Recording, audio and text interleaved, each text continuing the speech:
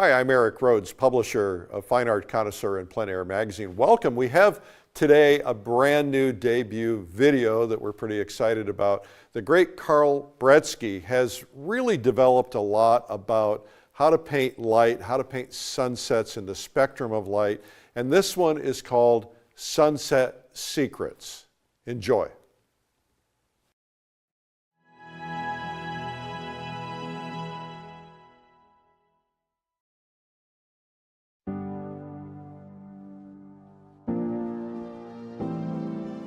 Hello everybody, I'm Carl Bretzke. Welcome to this video on painting sunset and dusk. We're here today at Comets Ford Ranch in Austin, Texas. As part of this video, I'll be painting a plein air sunset of this ranch, but the video also will include a studio sunset painting, an in-depth PowerPoint presentation on atmospheric color and light, and by the end of the video, you'll have a good foundation to paint a convincing sunset yourself. At a minimum, you'll have a greater appreciation for and interest in the natural colors that you'll see at every future sunset.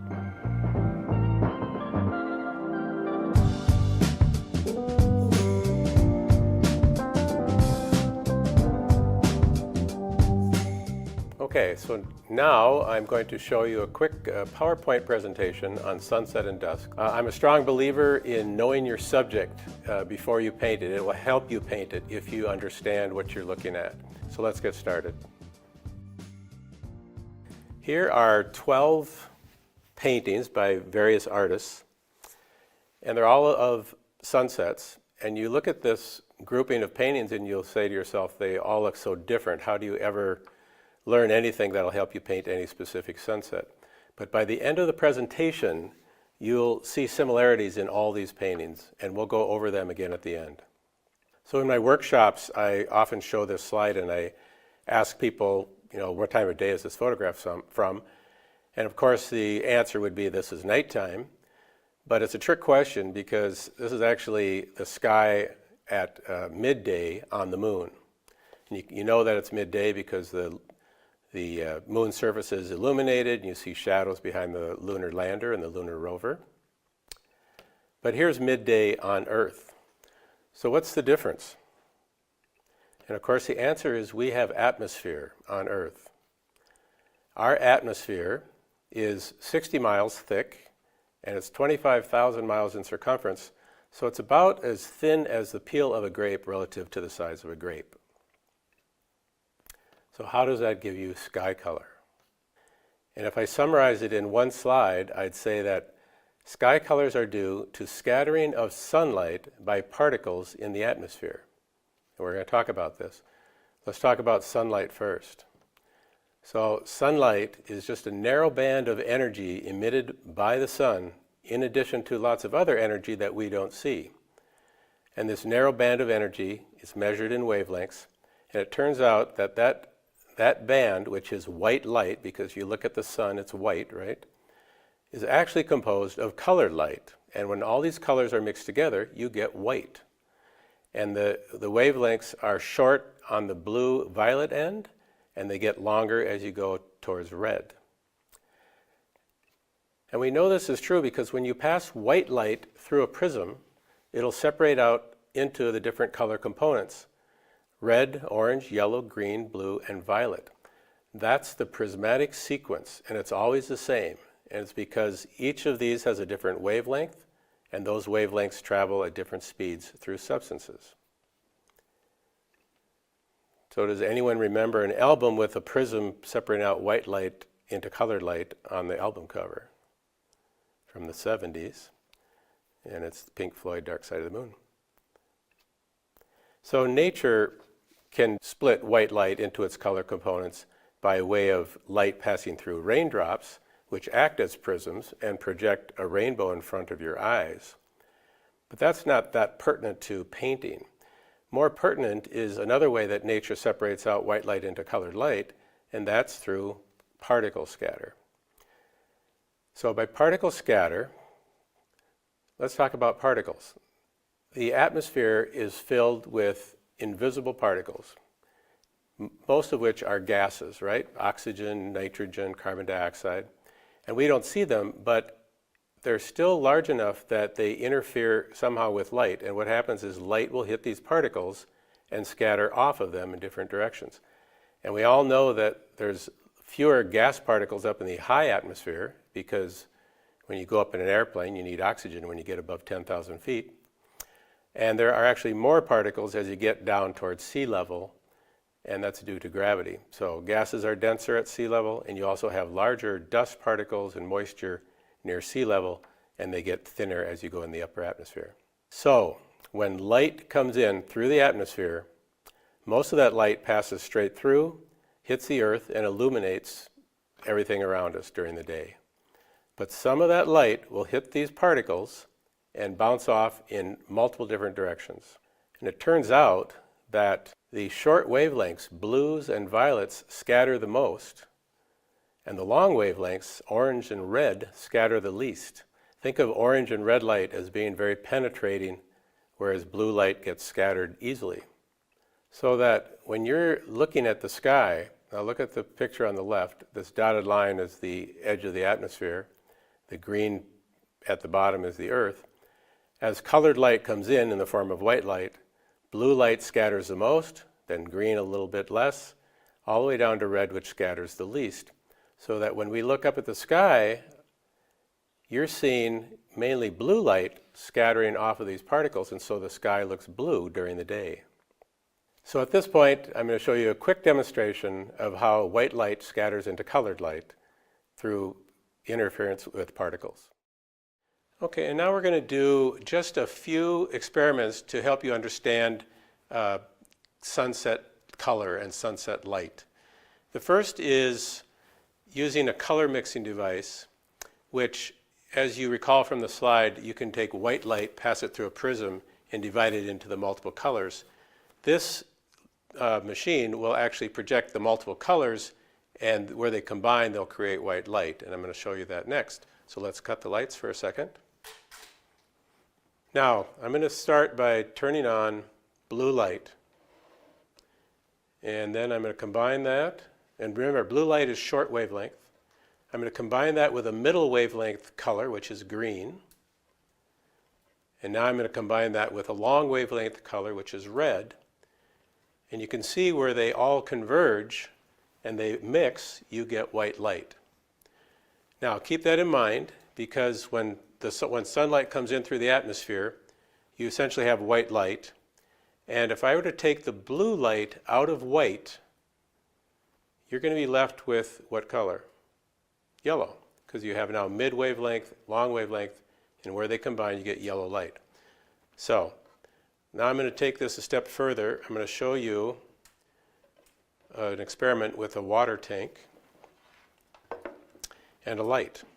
All right, so the next part of this experiment, I want to show you a simulation of sunlight hitting the moon.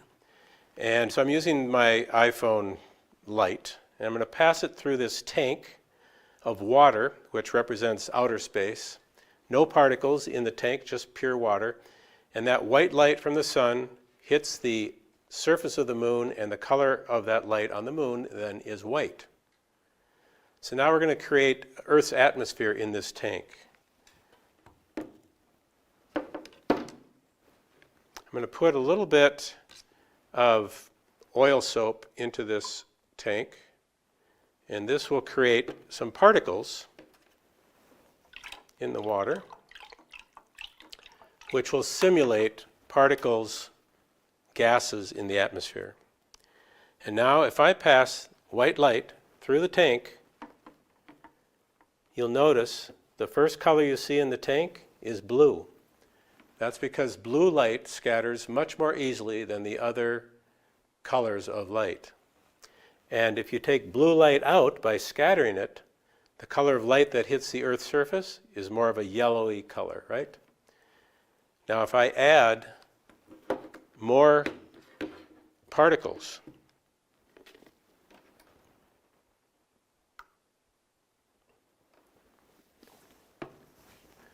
and this would simulate the sun's rays having to go through a longer distance of atmosphere at sunset. So there's going to be more particles in the way. And now we pass white light through. What do you see? You're going to see blue light, or blue color here, and then green, and then yellow, and then orange. And what color comes out the other side? Can you see that faint red? So that's why at sunset, late sunset, the light rays that are hitting the Earth are golden, they're orangey red, because all these short wavelengths are scattered out. Okay. So just one more thing to look at, and that is what happens to the sun itself if you're looking directly at the sun. So if you see the sun through a few particles, it is yellowy orange. And now if you see the sun through lots of particles, like on a hazy sunset night, it looks red, right? So the takeaway message, the more particles that white light has to go through, the more you're going to progress to longer wavelength light, red. Okay. So this next slide is just a photograph of what I just showed you in the demonstration, but I took a picture of it and I boosted the color on my camera, and here you can see that as this white light enters one end of the tank, it scatters light first in the blue spectrum, and then green, and then yellow, and then orange. And if this tank were long enough and my light was bright enough, you'd eventually see red. And that is the prismatic sequence, right? The colors of a rainbow.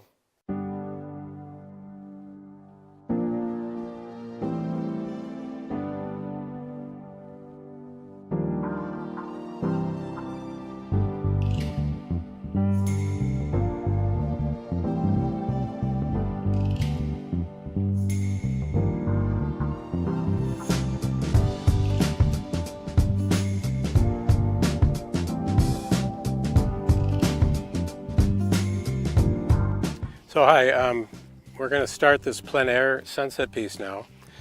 I'll just show you a little bit about my setup. I use a Soltec easel, and I have some modified legs on there. If you don't recognize the legs, it's because it's stolen from another tripod. But that's my easel. It's very sturdy, and I've got all my paints laid out. I've got straight turpentine, actually Gamsol, in my brush cleaner. And in my turpentine cup, I'm using distilled turpentine. And I use that because it dries quickly, and if I want to put paint over paint, I can do that in a very short period of time. And with these sunset pieces, I do that a lot. So that's my initial go-to for putting turp into my paint when I mix it. I've got a panel here. This is that C13 Clausen's linen on gator board. And in the last few minutes, I have taken a charcoal pencil and just roughly essentially done a thumbnail drawing on right on my canvas with charcoal. I just wanted to place things for compositionally for this painting, and I will refine where these are and the shapes and the sizes as I go now with paint, but I just wanted some idea how it was going to lay out. So I'm going to go ahead and get started. And if you remember from the video, I told you the steps that I use to paint a plein air sunset, and I'm going to pretty much follow that exactly. But I'm going to start with drawing in paint.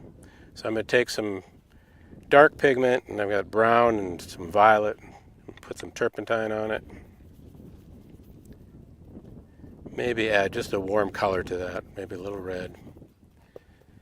And I'm going to start drawing. One thing you're going to notice, in the painting, there's going to be a tree kind of featured in the foreground. But there's no leaves on that tree right now, so it's just bare branches. And many years ago I was taught by Joe Paquette that when you're trying to decide if you should paint the light first or the dark first, you look at what the preponderance is. If it's primarily all dark canopy of leaves and branches, I'd paint the whole thing dark and then put in some lights at the end. In this case, I think it's mostly light coming through with some wispy branches. So I'm actually not going to put those branches in first. I'm going to just put the trunk in so I know where the tree is. And we're facing west. The sunset's going to occur straight away for me. And I was out the night before, and I've scouted this area, so I know that that's where the sun is going to go down. And so compositionally, I'm planning my painting completely around that. And I don't want to center the sunset in the middle of my painting. So I've got it offset. Right about here is where the sun's going to go down, and I'm going to build my painting around that. Just like in the video so far, I've told you that I have a sequence for painting plein air outside, plein air sunsets, and I'm going to pretty much follow that. Before I put in the dark silhouette for my landmass, I'm going to do a quick drawing to get my shapes in there and get them proportionate in size, and then I'll go ahead and put in the block-in paint of that silhouette. So I'm going to go ahead and get started. I use my paintbrush quite a bit to look at angles. That roof's going to be pretty important, so I want to make sure I get that angle right. And I usually make them too steep, so that helps me.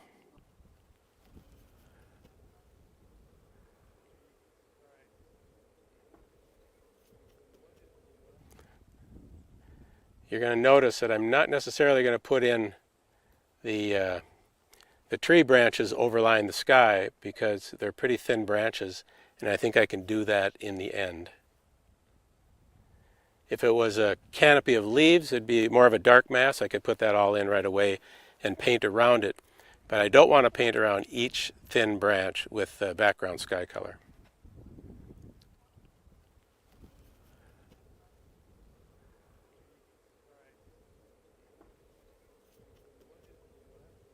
There's a couple of nice mountains in the back, or not mountains, but hills, I guess, that I can push back with aerial perspective or atmospheric perspective, and I plan to do that. So they're actually pretty important to the composition, I think. It's going to add a nice color change and value change in the distance.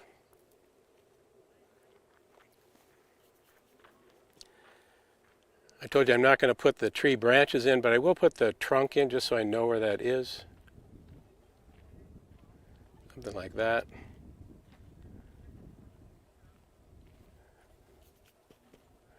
And then there's a bunch of other trees over here.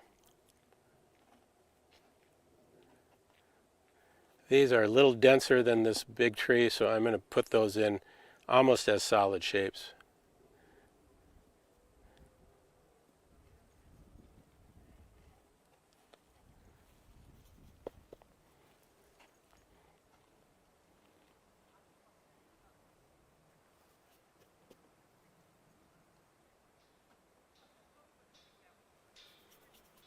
You don't want to get too intricate with your drawing because this is all going to get covered up in a second when I start blocking it in.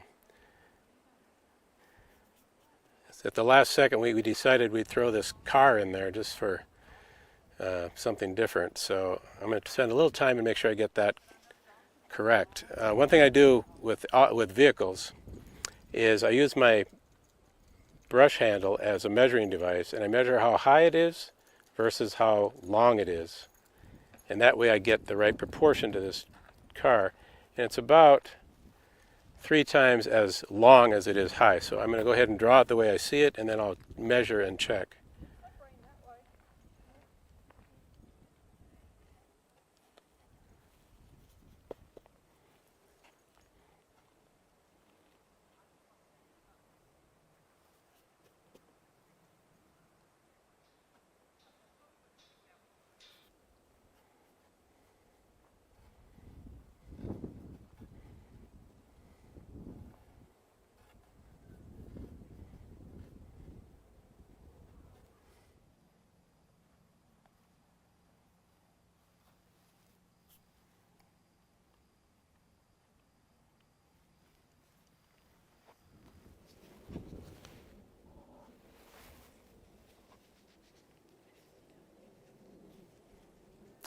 Just looking at it and make sure that, in fact, I want to leave that car in there. I might move it over just a little.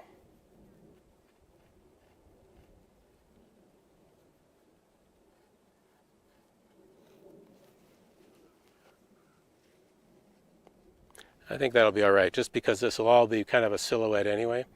So let's go ahead and start with that, and now I'm going to go ahead and start filling in the landmass silhouette. I already told you that the sun is going to set right here, So when I put in these back hills, I'm going to make them lighter and probably more in the violet range, but then right where the sun goes down, I'm going to put some reds and oranges as an optic halo, which we talked about. So let's start with a violet. I'm going to take a little of my violet paint and a little of my King's Blue, and maybe a little magenta. And this has to be lighter because it's in the distance, and there's atmosphere between me and that distant hill, which will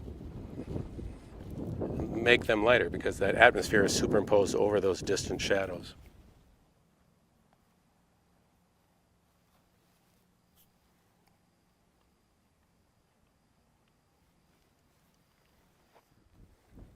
So this is the one time I might actually start using a little bit of the black just to dull that down so it isn't quite so electric purple. I'm going to wipe it out a little bit. It's a subtle difference, but I've been accused of out-subtling myself in the past.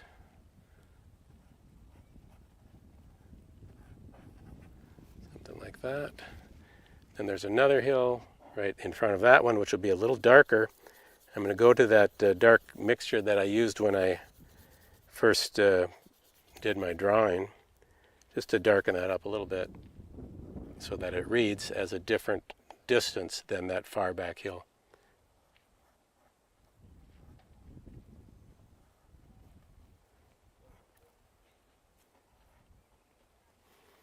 Okay.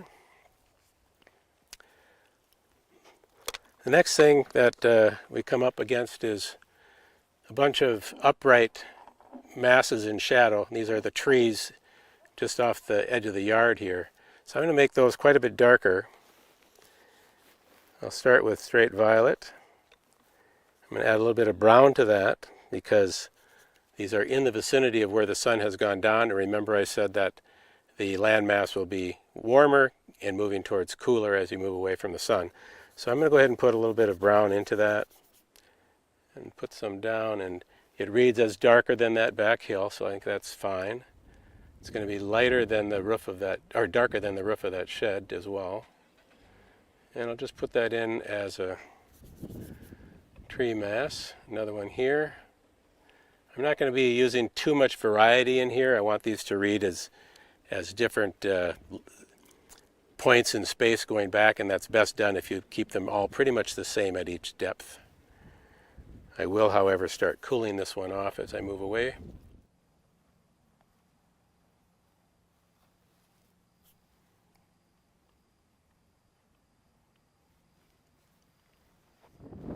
They aren't real fussy shapes at this point. They're actually pretty unelegant, but I will improve that later. I think unelegant is a word, but I'm not sure.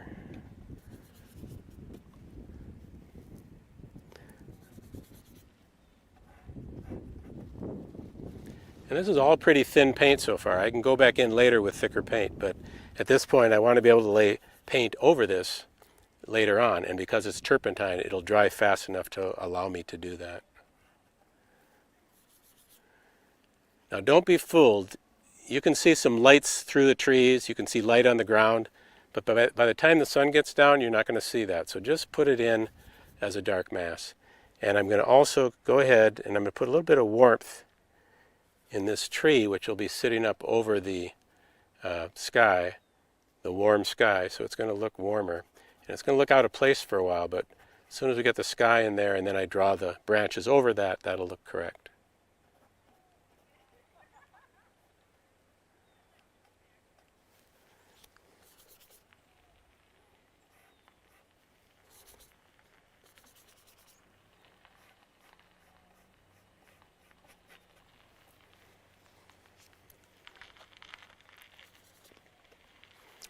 And the further I get off to the side, it gets even a little cooler. Now you can see when it drips that much, I've got a little too much turpentine on there.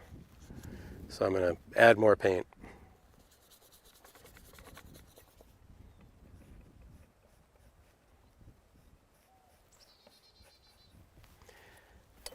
I'm going to a bigger brush. I felt like it was taking too many strokes to make those masses.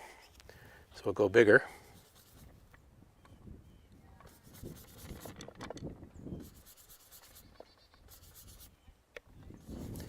Now I want to leave some room to go darker for this tree trunk, for parts of this car.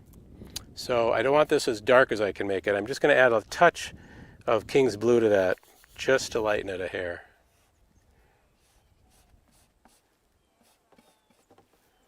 And I'm going to put a little bit of phthalo green mixed with brown, and again a little King's Blue, and just try to get a little local color into some of these trees. There are a few green ones in the foreground here. So we'll go ahead and get those in.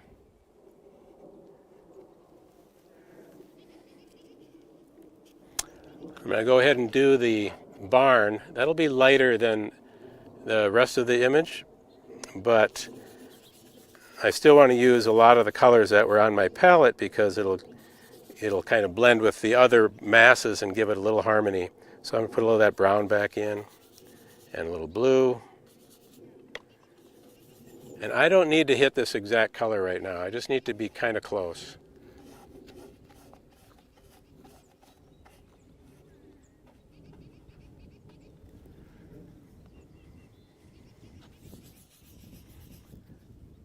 Now this is going to be a ground plane. This will be a ground plane, so it'll be lighter than these upright planes because it's getting light from the sky up above.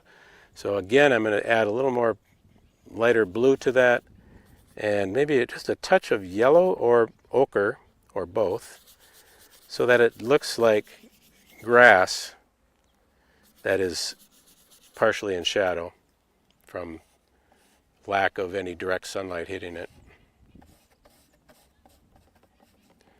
And later on, when that sun goes down, you're going to have a hard time seeing the transition from upright plane to grass, but you'll sense that that's a little lighter than that. But in the end, I want this line to kind of go away. And where the shadow, or where the ground plane meets the back of this building, it'll be dark right near the building, and it'll get a little lighter coming towards you. So I've darkened that mixture up a little bit. I'm going to add a little bit of orangey yellow to that.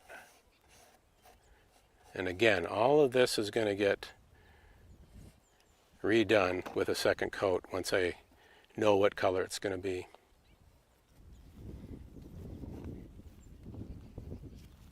I'm going to do this roof. I know that that'll be a lighter, bluer roof. I'll go back to my mud pile, and I'm just going to add a little blue to that, and maybe dull it off with just a little bit of the ochre. And I think there's going to be some violets in that. A little more blue. Something like that.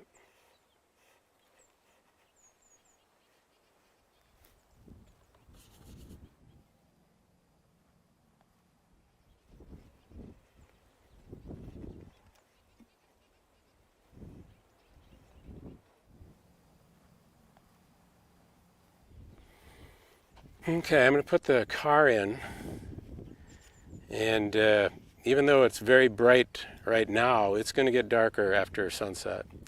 We're starting to see some nice color in the sky already. So I'm going to go ahead and paint that car pretty much the same color and value as this steel roof, and we'll see how it looks in a little bit.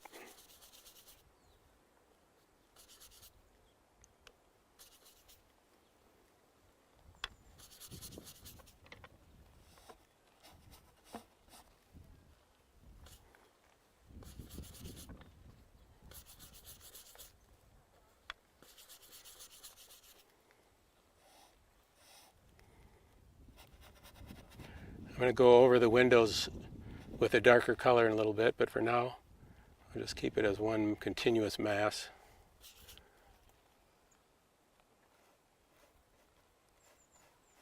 And once I have something down, it'll be easier to trim away at it until it is a really nice tree or car shape.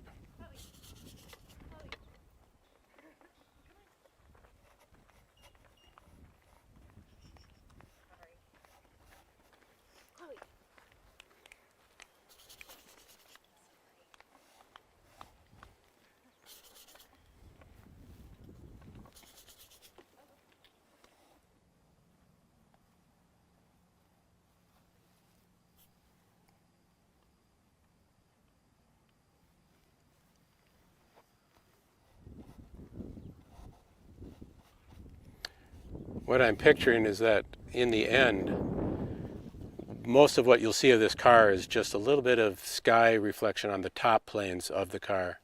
And you're not going to see much more detail than that. But we'll wait and see. At sunset, I might be wrong. We might see a lot more of it than I'm thinking. But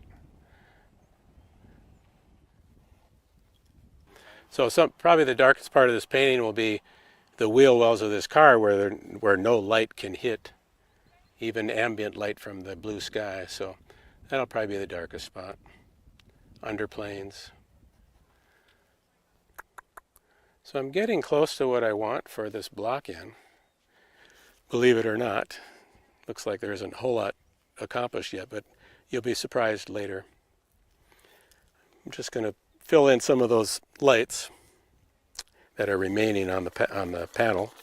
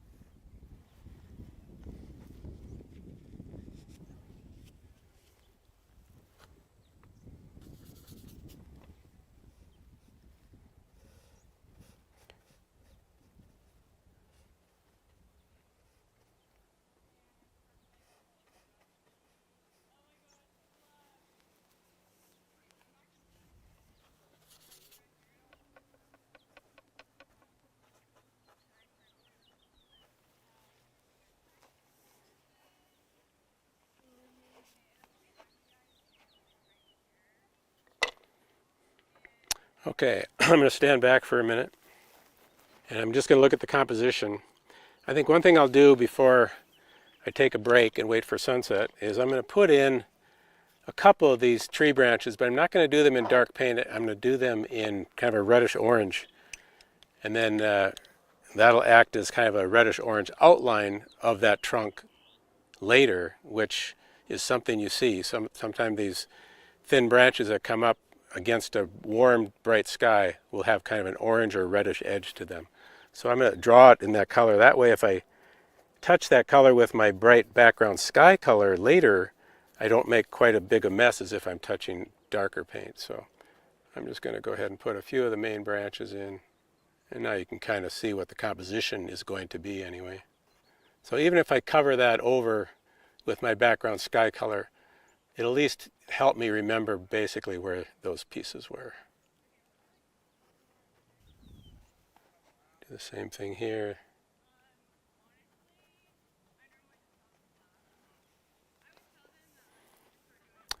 So I think what we're going to do is we'll stop at this point and give it a few more minutes and see what happens to the sunset. So I'm waiting for sunset, and as I'm waiting, I can see the sun is just kind of coming out underneath the big cloud. And it's a very dramatic appearance, and I could paint that and it would be very dramatic. But believe it or not, if you can wait, it seems to get even more dramatic as you wait for longer. It's at sunset. You can even wait till way after sunset, and that's when you get the very saturated color in late dusk. So if you have patience, it usually pays off, and so we're just going to keep waiting.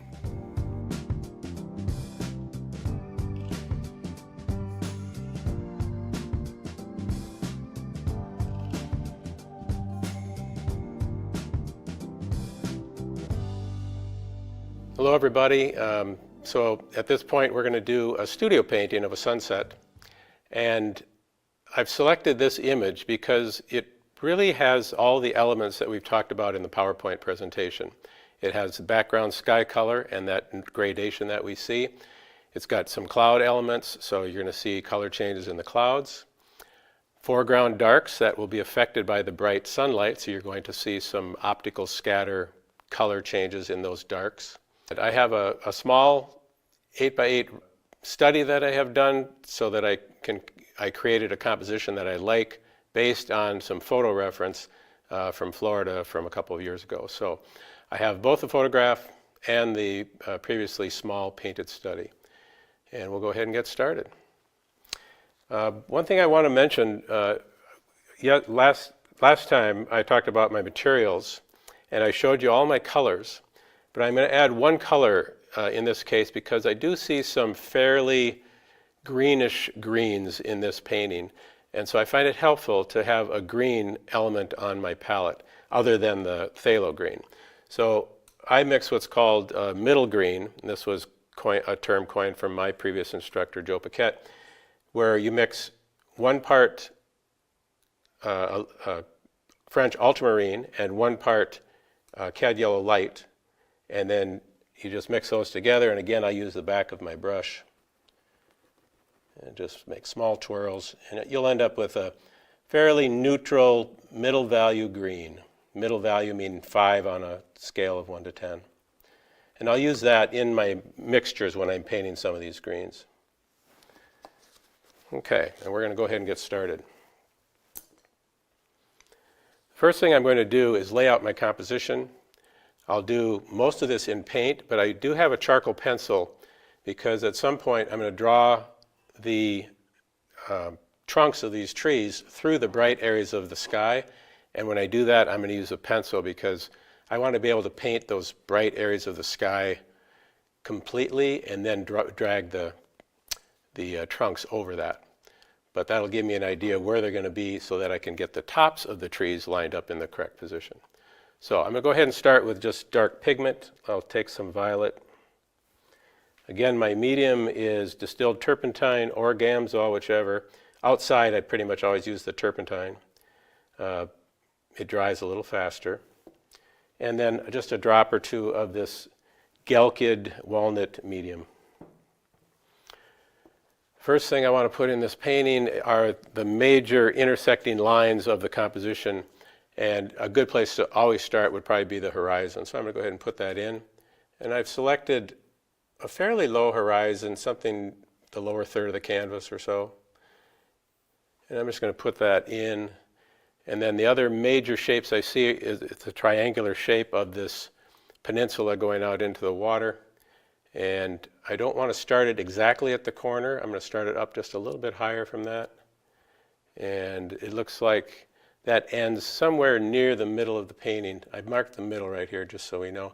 But in this dimension, it's going to be just a little bit to the side of the middle. And I'm going to go ahead and put that in. I'm just going to check that angle with my brush. I just hold the brush at the same angle, and then I look over at my painting. I think I have it just a little steep, but I kind of like it, so I'm just going to leave it. The other angles that you're going to see, you do see a little bit of water past the end of the peninsula, so I'm going to knock the peninsula off right here. And that goes all the way over to about here. And then the other side of the peninsula, it's not quite as steep of an angle. And that's going to be pretty close. If this is it's not really the horizon, this is the water line of that distant landmass, but I'm going to keep that fairly straight. One thing that happens in this painting is that we're seeing landmass closer to me here than back here, and rather than draw an angled line, I'm going to just kind of make some stepwise lines like so to show that perspective, showing that distance. If you did a straight line, it's just not as effective, so I use those kind of staggered lines like that. And similarly on this side, this landmass is just a little closer. So I'll put it in like so. I might even push the rest of this back a little bit. All right. The next major line would be the intersection between the grass and the gravel path. And it's almost a vertical in this image, but if you hold your brush up as an angle tool, you can see that it actually angles off this way a little bit. And I'm going to go ahead and just put that in. At some point, this will be much more irregular, but I can do that a little bit later. I just want to see where everything is going to be. I'm going to move this in a little bit. These are some of the normal stutter steps I do when I'm creating a painting. These are the most important lines to begin with, so I'm taking my time and getting them in the right spot.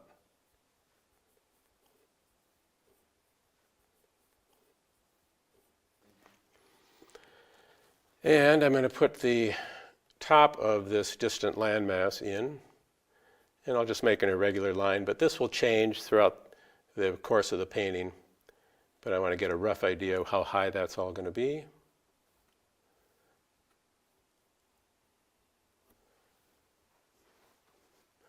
This side should be higher than this side, so already that would be kind of, well, actually there, from here to here, that's pretty far. I'm going to put in this distant tree. It's kind of the anchor in this painting, so I'm going to get that in right now. And it's actually a cluster of trees. There's one tree here, there'll be another tree next to it, but together they'll read as a mass.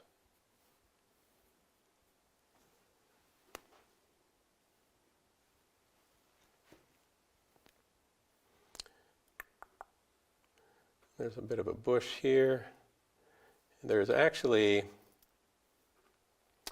kind of a cut in right here where the water comes in like so, and this is a wall. And I think that just that little angle change will add some interest to the painting, so I'll put that in. There's lots of docks here, but I've already mentioned this during the plein air painting, that I've learned to paint the predominance of what's there when I'm looking at something dark against something light, or something light against something dark. And since this water in this little triangle is going to be mainly bright water reflection, I'm going to save the small linear dock sections for last, and I'll drag those over the water. All right, so the big part of this painting will be this cluster of palm trees in the middle and extending off to the left side. So I'm going to take my time now and try to get those in correctly. I'll paint the tops in as a solid mass, but this is now when I'm going to use my pencil and try to determine where all these trees are going to go. The first tree, I want it right about here, and they're relatively straight, but there's some subtle bend to them, and you don't want to miss that, so I want to get that in there. Right at the bottom, it seems to bend a little more. There's one, and they planted these in pairs, so I'm going to put the other one in, and this one's got a distinct angle, or a distinct curve, I should say.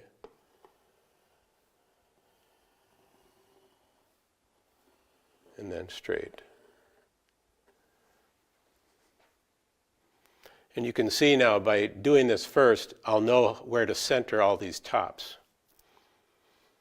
Now, probably one of my favorite trees in this whole composition is there's one that comes sticking out straight sideways almost.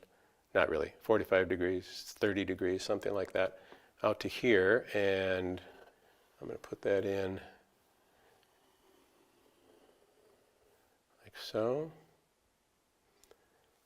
And then there's another paired tree with that is more straight up.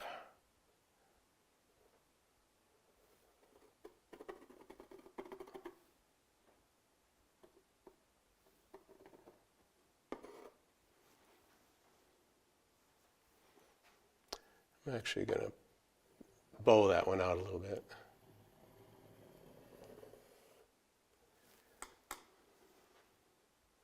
There's actually a third tree in that grouping that angles like so.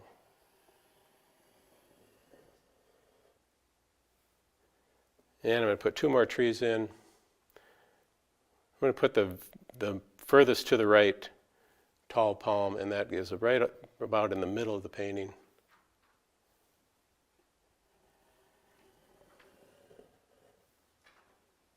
And then there's one that is sitting next to it.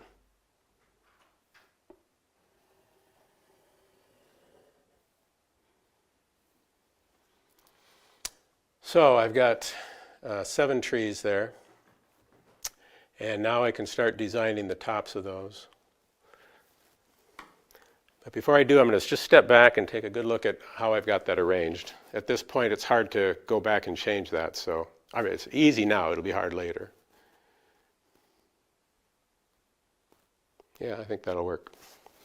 Okay, so at this point now I'm going to take a larger brush, and I'm going to mix a dark pigment. I'll use some brown, this is brown madder, some violet, and because these are green treetops, I'm going to put a little bit of phthalo green. And if you're wondering why I'm using phthalo instead of that middle green, is that these are very dark greens. They're in shadow, they're backlit, and so I don't want too much yellow in that mixture, and there's yellow to make that green. So I want some green that doesn't have yellow in it, and that is that phthalo. I might add a little bit of warmth to it with some red and some alizarin. At some point I'm going to quit talking about exactly which pigments I'm using, because in the end I may take bits of each pigment to make the color that I want. And I think that as you paint more, you realize that color mixing becomes pretty intuitive. To quote a famous quote, it's a little bit of yellow, a little bit of red, a little bit of blue, but really all those colors go into these mixtures. So I just want to know what the final color is. In this case, I wanted something warm that might look just slightly like a green in shadow. Now, this first tree, I'm going to use the photograph to help me decide where this is going, because I like it a little better in the photo where I get a little more of the treetop in.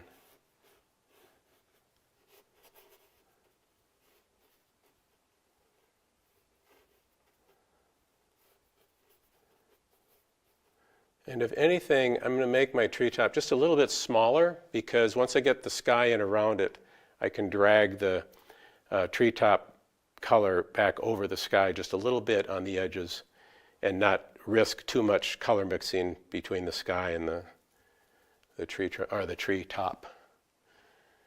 All right. Now, this was one of my the most interesting trees to me, so I'm going to go ahead and put that one in. And at this point, I'm going to make most of these treetops the same color and value, and then I'll make them a little different later in the painting. But for now, we'll just keep them all pretty much the same. It'll make them look like a cohesive group of trees.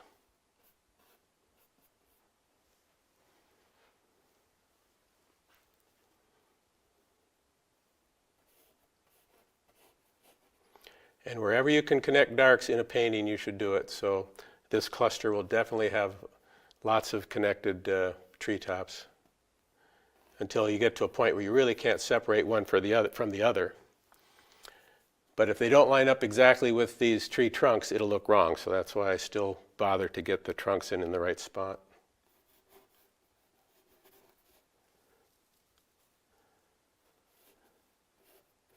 And I'm pretty focused in on this spot that I'm painting right now, but in a second I'm going to stand back and just look at it as an overall mass and see if it looks like it's in the right position. I might go a little higher with this tree.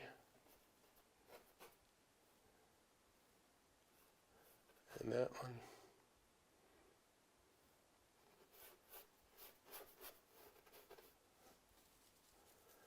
These trees, these will be larger than the ones behind, so I'm making this one just a little bigger at the top.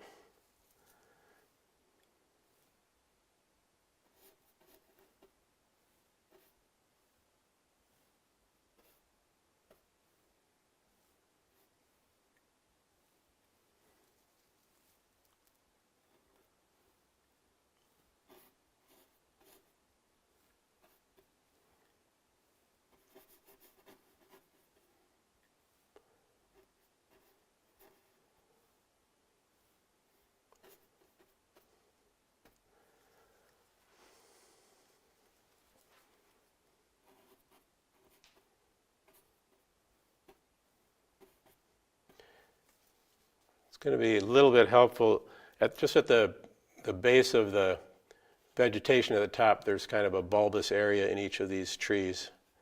And if I put them there, and then if I lose these lines by painting the sky in, at least I know the starting point of the trunk, and then I'll make them dark at the bottom where they end.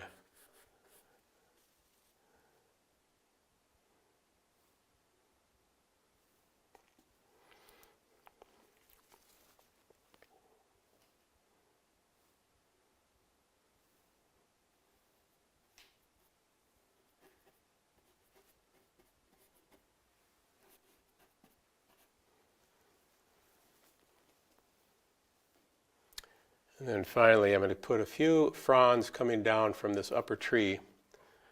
And I'm going to make some of this up because it's not even in the photograph, but I just feel like this painting needs some darks up at the edge here. So this will be the upper tree. And I'm going to connect these two together somewhat. And we'll put a bulbous portion here to find it again. Okay, now I'm going to go ahead and put the rest of these darks in. And again, this is just a base color, there's not the final color, but I'm going to add a little bit of my middle green to this one. It's against the light sky, so it's going to be a bit warmer of a grouping of trees. So I'm going to go ahead and put this in.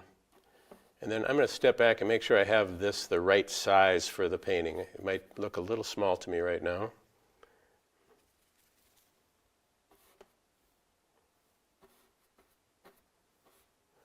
And there'll be lots of little trunks down here at the bottom, but I'm going to paint that as a solid mass.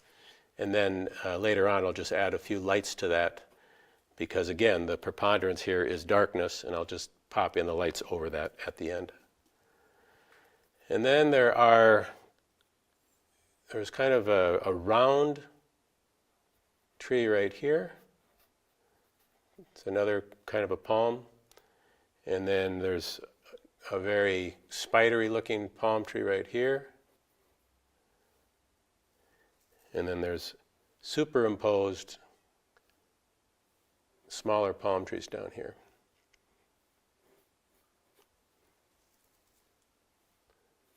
And they're a little spidery as well. There's a bush at the end.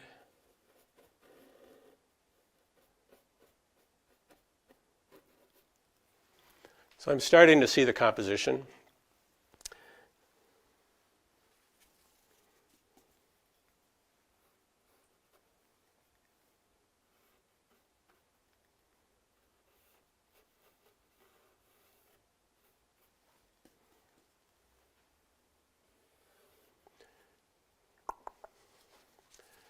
I'm going to go ahead and put in the landmass now, the peninsula. And the left half of it is grass, the right half is gravel. And so I'll paint them in two different colors, but I'm going to try to have a similar base color so that there's still some color harmony between the two. So why don't I put the whole thing down as one color to begin with, and then I will just add a little brightness over to the right side at the end.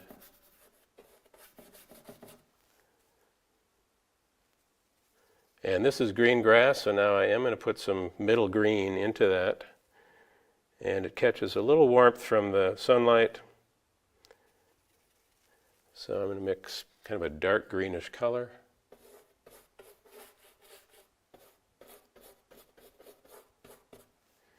Over which I'll paint some lighter colors eventually. You notice that I keep my paint mixtures pretty thin at this point. Some people would just do like a watercolory stain right here, but I find if I just put in thin paint with turpentine, it'll dry very quickly.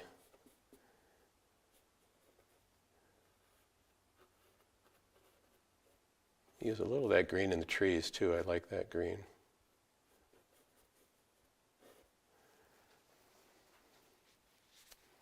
And now I'm going to put something a little bluer over that path, because if you think about it, that's a kind of a white sandy path. and the sun is not illuminating it directly. Instead, what is illuminating that path is the blue sky up above. So it'll have kind of a bluish violet tint to it. If I use that King's blue, maybe add a little green to it, and maybe a little bit of ochre. Let's see what I get. Now see, there I go talking about the exact colors I'm putting in, and it wasn't quite right, and I just grabbed some French ultramarine. So again, I can't give you exact formulas for color. I just wait until I get something that looks about right. You can see that that base color I had in there will muddy it up a little bit, but it is not quite such a jarring difference between these two areas. And it's obvious to me as I go here that I'll probably have to lighten this path up a bit when I get towards the final paint colors, but that won't be hard to do. By then, most of this paint will be pretty dry. Okay, I'm going to go ahead and put in the, so I'll show you one more thing that I sometimes will do, is I'll take a large soft flat brush, this is an 1.5 inch brush, and you can take it and just kind of carefully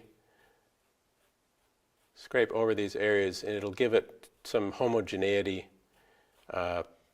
It softens edges a bit, and to me I just like how it looks at this stage when I do that. And you can do that with these treetops as well. Just try to blend them together a little bit with this brush and soften some of those brush marks that you see. Now later on when I put final paint down, sometimes you want those brush marks, but in the underpainting it really doesn't matter.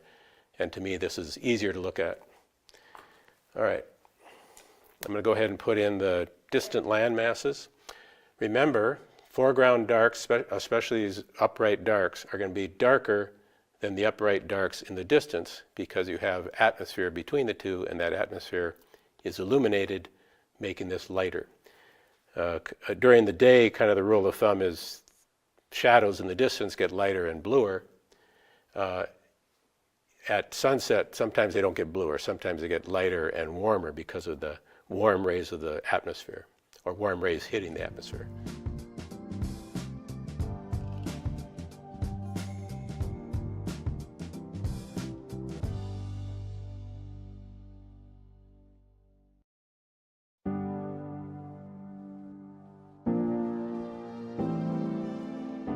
Hi, this is Carl Bretzke, and welcome to my workshop on sunsets.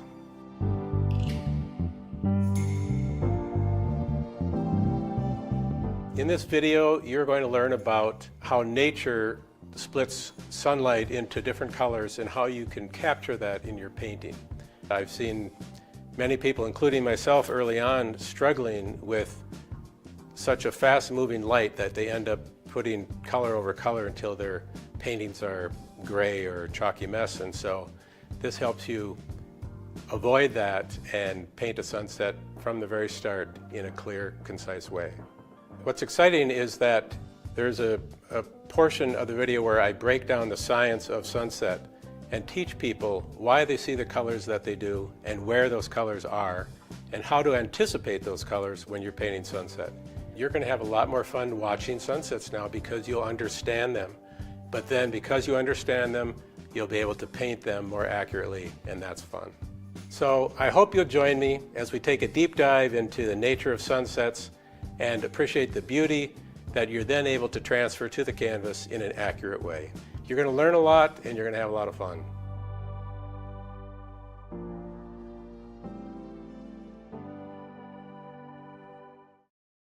Well, that is Carl Bretzke with Sunset Secrets, and you can learn more about that video at painttube.tv. And we even have a discount code for you today, only up in the comments section. Make sure to check that out. And now here's Carl to tell us a little bit more about himself.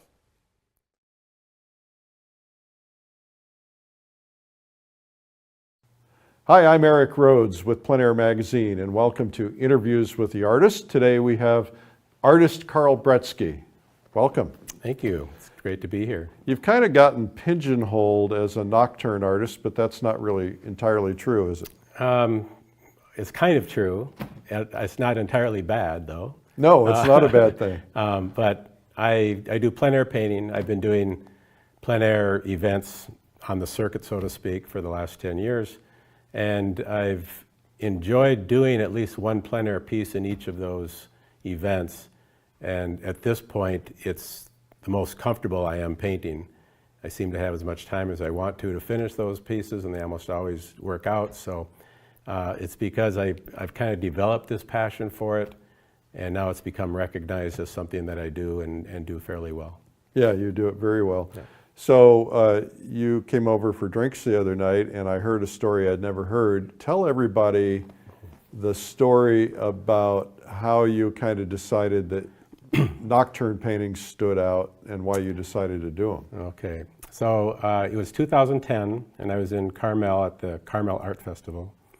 And after the event, I went out looking at the galleries, which there are many in Carmel. And my wife and I walked into one, and you look around at the gallery space, and I see all these blue and green landscapes, California landscapes. And on the floor, there was it looked like a black painting. I wasn't even sure it was a painting, but the gallery owner was so excited that I was looking at it, and he ran over and he put it up in the light, and it was this beautiful Rollo Peters California Nocturne from the 1800s, and the colors were very chromatic and intense, and it was in a very dark setting, but in a realistic way. I think a dark nocturne is almost more realistic to me than a lot of the old moonscapes that people kind of, that are more caricatures of a nocturne. But a true nocturne with this dark sky and these intensely illuminated surfaces. And I was hooked at that point. I love nocturnes from that moment on, and I decided I'll just paint one in every event. And I think you said that they really stand out. Yeah, so in these events, they always end in a gala and sale, and you'll have 50 to 100 paintings up on a wall, and for a while there, mine was the only nocturne, so you'd look at that whole slew of paintings and seeing all this daytime color, and then that one dark one, and everyone would walk to the dark one, so. So you said you were on the circuit. Help people understand what that is like, to live the life of an artist on the circuit, because I don't think they know what artists actually have to go through if they're doing a plein air event that's taking place for a week and you're going from event to event. Yeah. Well, first of all, everyone has a certain limit as far as how many they feel like they want to do in a year. But I try to do about one a month, and what that entails is I fly somewhere in the country, usually somewhere beautiful, which is good, and rent a car, and for a week, they stamp a blank canvases for you, and for a week you go out and you paint the area, and at the end of that period of time, you come back with your paintings, you choose 2 or 3 to be judged. In the meantime, they've hired some professional artists to be a judge for the event.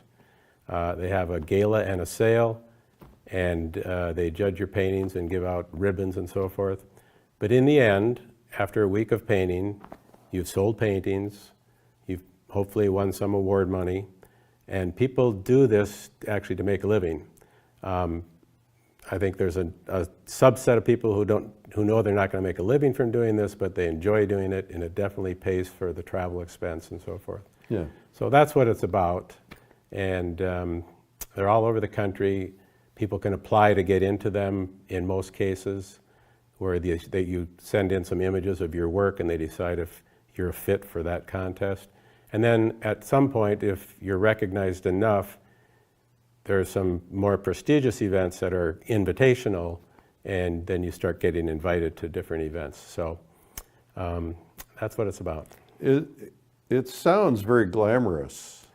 Oh, it's a lot of work. Yeah. Yeah, I come back exhausted from those. Because when you think about it, you're painting, if I'm home, I might paint 1-2 paintings a week.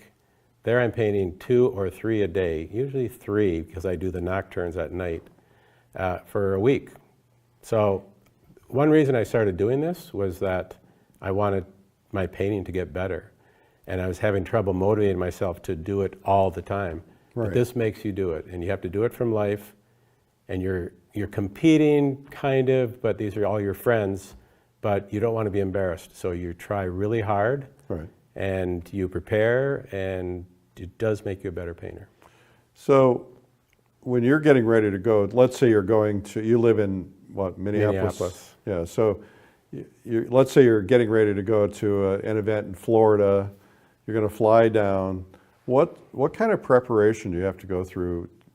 Well, at this point, I don't even think. I know exactly what I'm packing and so forth, but I usually take 2 large bags, 1.5 of them carry all my gear, occasionally some frames, all my panels, my paints. You can actually fly with paints, which is good to know.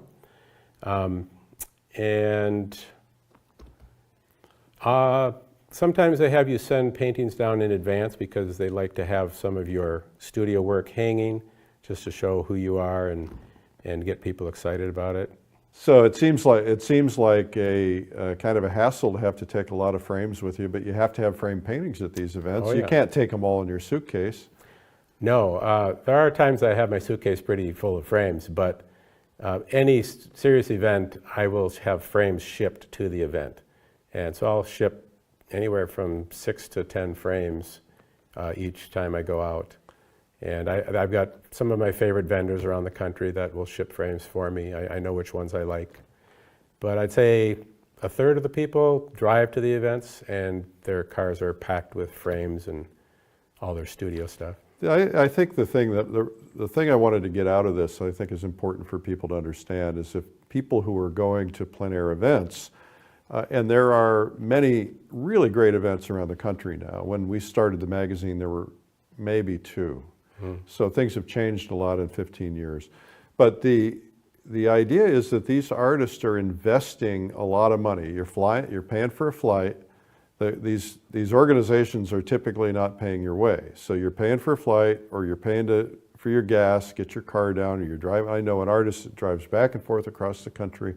You're paying for your frames. It's time away from your business, if you will, your studio and so on. You're taking a lot of risk because by the time you flight, rent a car, sometimes it's hotels, sometimes you're staying with other people. Yep. You're spending a few $1,000s in hopes that your paintings will sell. Yeah, it's not a big money maker. People that are on a real strict budget, I think, have to be careful about which ones they go to. Yeah. Because you're not guaranteed a sale, you're not guaranteed any prize money. Right. So yeah, you're taking a chance, and it's a lot of work, like you said. And some artists will go to these things, and they may have had a run where they've had 3 or 4 successful shows and sold everything, and then they'll have a show where they sell nothing. Oh yeah, it's shocking sometimes. Yeah. Some of the best painters I know might have a show where they don't sell anything. Yeah. Which is crazy to me. But How did this whole plein air thing start for you? I'll give Joe Paquette credit for that. Back about 17, 18 years ago, my wife is a painter, great painter, and she had taken classes from Joe Paquette at one time. He lives in St. Paul. I'm in Minneapolis. And I was in medicine for many years, and my wife and I met kind of through the art world. I was an art minor in college. She was an art major. And she said to me about 18 years ago, she said, I know you want to get back to your art. I think I know just the guy. And so she set me up with Joe, and he taught me for 12 years and became good friends. But it's through him that I learned about all this plein air world, which I had no clue in my earlier life that this existed. It's amazing. And you couldn't have picked a better person. I mean, there probably is no better instructor in the United States. No, he's a fabulous instructor, great mentor. Yeah, and the ability to study under him for 12 years is, that's huge because, I've been just trying to get 3 weeks to attend his big 3-week, intensive workshop, but to have him looking over your shoulder every week for 12 years, that's I still hear him back there and say, "What are you doing?" Well, he's the best. Yeah. So I have to touch on your previous life. Obviously, you had a successful career. Tell us about that career And then what was it like to say, all right, I want to transition out of this. I'm making great money. I've got a great job. Now I'm going to leave it all behind and become a painter. Yeah. Pretty gutsy. It didn't seem like a big decision at the time, but only because I'd been doing it for so long. So I was an interventional radiologist. I did surgical procedures under X-ray guidance through small incisions. We used tubes and devices. And yeah, I did that for 30 years. Towards the end of my career in that, I had started painting and doing the plein air events, and I'd do it anytime I had a vacation. I painted every weekend. And it got to the point where at work, all I could think about was that last painting I did and what I should have done differently. And so I decided I would go part-time, and I'm in an 80-man group, and they were very helpful in that they let me go part-time. And I then kind of picked up the pace as far as the painting went and more plein air events. And then finally I said, I'm close to retirement, not quite, but I want to do this, and life is going so fast. So I retired early. And you never looked back. No. I have, the worries are different now. I had more life or death worries back then, but it's funny how much I can obsess over whether I should add a different color in this one spot, or why didn't I see that I drew that line crooked.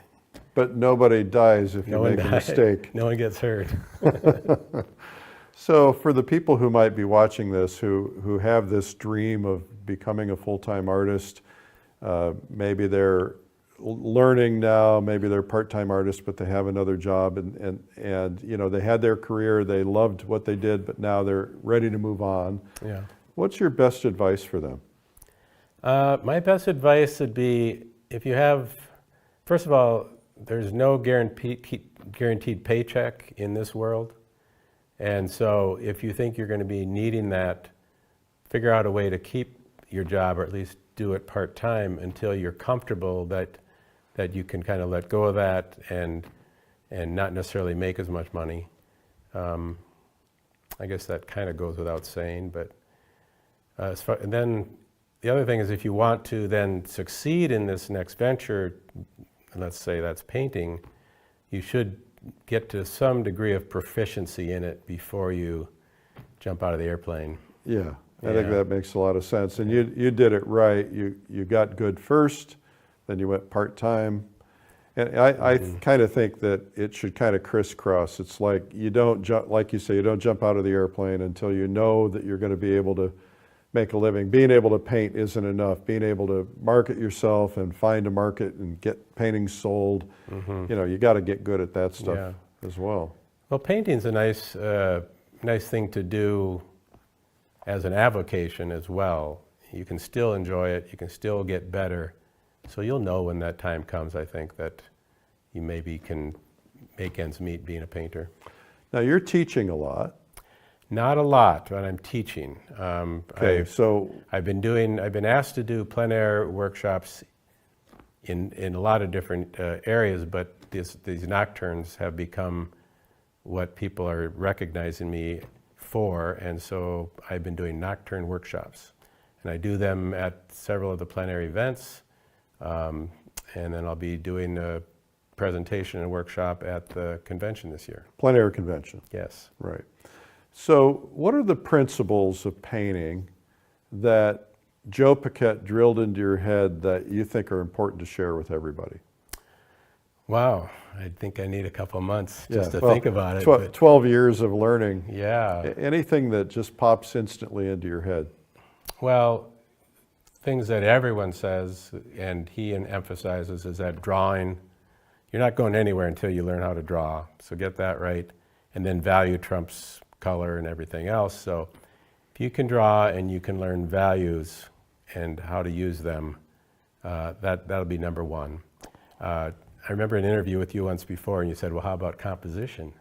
But you're right, you have to compose it first, but then to actually execute it, those two skills. Well, values are so important. I mean, you look at black and white photography, that's just basically all values. And it reads well without any color, but the minute you add color, it really makes everything much more complicated, doesn't it? It does. If I could just do a colorless underpainting, I would look like a really good artist. But as soon as you have to put paint down, you've got to think really hard. That's when I think that this whole art thing becomes a left brain kind of endeavor. And I think that might be what helps me a little bit, because I'm very analytical with this science background of mine. But the drawing and values, and then I work really hard at color. And you do a beautiful job on color. I can get better. I'm going to keep working at it. What's the best way to learn values? Value studies and underpaintings. And actually that's one thing Joe Paquette did teach, was what he called a Payne's gray underpainting, where you're using a mixture of black, cobalt blue, and white. And you mix values that way, and you also show atmospheric perspective with that, because as shadows move off into the distance, they become lighter and bluer. So you can kind of manipulate that cobalt blue and white and black to show distance as well. So you're showing shadows, you're showing distance with that underpainting. Yeah. Makes a lot of sense. Yeah. And how about learning color? That's the hardest one of all. I've been working hard at it. I did have 12 years with Joe, but I've also done many workshops with other people. Several are friends of mine. Ben Fensky comes to mind. He's an excellent colorist. And the other thing is that just being in these plenary events, you're with 30 to 60 of the best plein air painters in the country, at least, and you get to see how people manage color, and it helps. It helps to be around people that are doing the same thing. Where does this all go for you? You are, I would assume you're kind of a goal-driven guy. What's next? Are you where you want to be as a painter? Are you where you want to be in terms of your what you're doing with it? No, I'm very far from where I want to be as a painter. I definitely want to learn a lot more mastery of this genre, but I'm not ever thinking I'm ever going to become necessarily a master, but I definitely want to be proficient enough to be known as one of the great painters in the country at some time.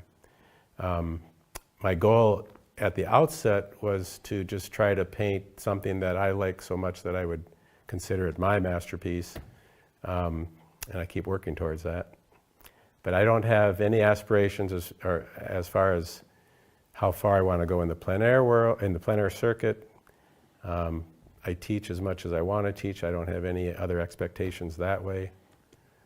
I'm just trying to enjoy it and get better. And I think there is so much enjoyment in just getting better. Yeah, I mean, it's fun. Yeah. It is fun, in spite of the frustrations that sometimes come with it, and I'm sure sometimes you want to throw your fist through the canvas or something, but that's where the scraping tool comes in. That's right. Yeah. Well, and I think that, by the way, is a really important lesson for people too. Oh, it is. Learn to scrape. Yeah, I don't know why, but artists are happy when they see a really good artist have to scrape a painting. Yeah. Because it makes them feel good, because everyone has to do that sometimes. Yeah. But the better you get, the more consistent you become. I'm also trying to work on my consistency.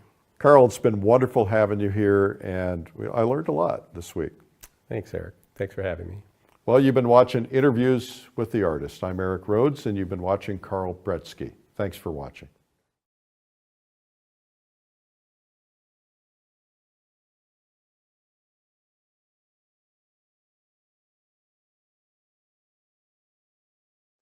Well, that's Carl Bretzke and the video, brand new, called Sunset Secrets. You can learn more about it at painttube.tv, and make sure to use that discount code that is in the comments section. Thanks for watching today. I'm Eric Rhodes.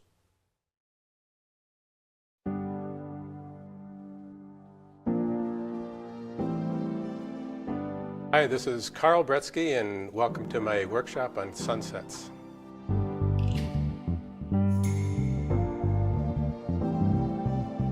In this video, you're going to learn about how nature splits sunlight into different colors and how you can capture that in your painting. I've seen many people, including myself early on, struggling with such a fast-moving light that they end up putting color over color until their paintings are gray or chalky mess. And so this helps you avoid that and paint a sunset from the very start in a clear, concise way.